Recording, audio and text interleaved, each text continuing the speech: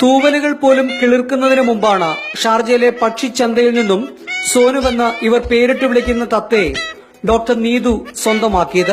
കുട്ടികളെ പരിപാലിക്കുന്നത് പോലെ സെറിലാക്കൊക്കെ കൊടുത്ത് തത്തയെ വളർത്തി വലുതാക്കി. കഴിഞ്ഞ ദിവസമാണ് ഇവന് 3 വയസ്സ് പൂർത്തിയായത്. കൂട്ടിൽ കയറാറേയില്ല.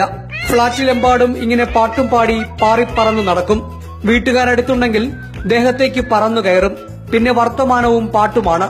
മുത്തേ പൊന്നെയും ആലുവ പുഴയുടെ തീരത്തും അങ്ങനെ പാട്ടുകൾ സോനുവിന്റെ കൊക്കിൽ നിന്നും ഒഴുകി വരും.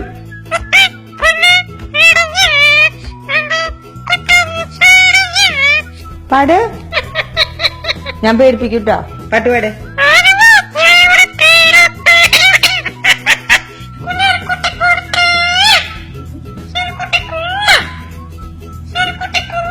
വീട്ടിൽ ഒരാളെ പേടിക്കണമെങ്കിൽ സോനുവിനെ പേടിക്കണമെന്ന് ഇവരെല്ലാം പറയും.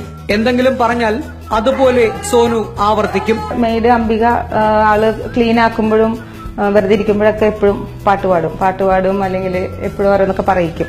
അത് മുഴുവൻ ആൾ അതേ സൗണ്ടിൽ തന്നെ റിപ്പീറ്റ് ചെയ്ത് പറയും. കഷ്ടപ്പാടുകളൊക്കെ സഹിച്ച് വളർത്തി വലുതാക്കി വലിയ പാട്ടുകാരനാക്കിയ സോനുവിന്റെ മാർക്കറ്റ് വില അത്ര മോശമൊന്നുമല്ല. 100 ദിർഹത്തിന് വാങ്ങിയ തത്തയ്ക്ക് ഇന്ന് 10,000 ദിർഹമാണ് മതിപ്പു വില. ക്യാമറമാൻ ജോബിൻ ഇഗ്നേഷ്യസിനൊപ്പം ഐപ്പു വള്ളികാടൻ, മാതൃഭൂമി ന്യൂസ്, ദുബായ്.